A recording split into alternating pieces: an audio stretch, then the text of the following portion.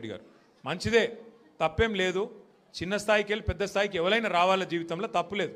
కానీ మంచి పనులు చేసి రావాలి.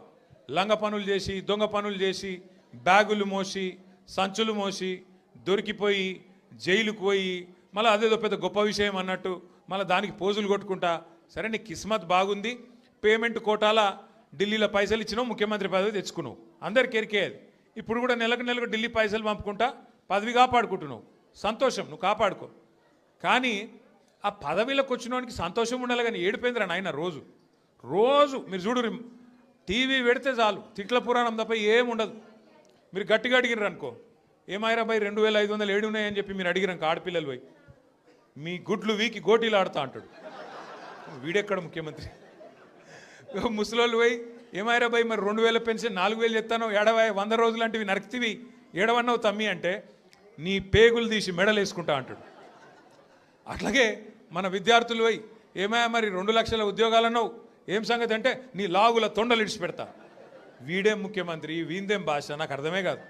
అరే 2 ఏళ్ళకి వెళ్ళి ఏం చేసినవారు అయ్యాను అంటే లాగుల తొండలు ఇడుస్తా, మెడల బేగులు వేసుకుంటా, గుడ్లు వీకి గోటీలాడతా, నీ అమ్మ నీ అయ్య గీదా భాష.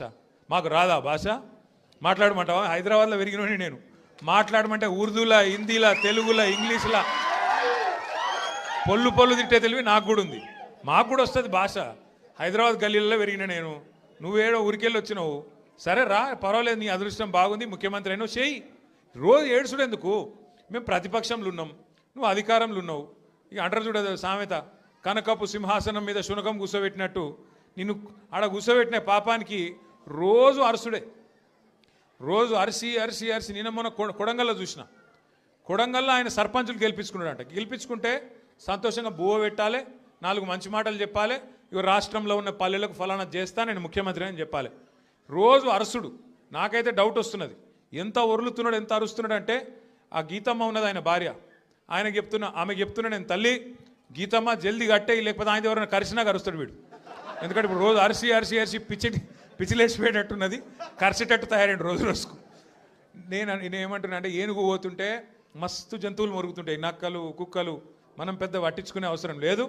మనం ఒకటే, కేసీఆర్ లాంటి ఏనుగు ఆయన ఎంత స్థాయి మనుషులు నేను మీకు చెప్పాల్సిన అవసరం లేదు. ఇలా ఆయన తిడుతా ఉన్నాడు తెల్లారలేస్తే. ఒకరోజు ఆయన చచ్చిపోవాలని కోరుకుంటాడు, ఇంకో రోజు ఆయన కాలు ఇరిగింది అంటాడు, ఇంకో రోజు ఇంకేదో అంటాడు. అరే అయ్యా నువ్వు ముఖ్యమంత్రివి, చెయ్యి, నువ్వు శపథాలు చేస్తున్నావు కదా, కేసీఆర్ను మళ్ళీ లేకుండా చేస్తా, మళ్ళీ రాకుండా చేస్తా అంటున్నావు కదా. నిజంగా నీకు నిజంగానే నీకు సత్తా ఉంటే, నిజంగా నీకు అంత టాలెంట్ ఉంటే చెయ్యి శపథం. 1,000,000 మంది ఆడపిల్లలకు రేపటి నుంచే నెలకు 2,500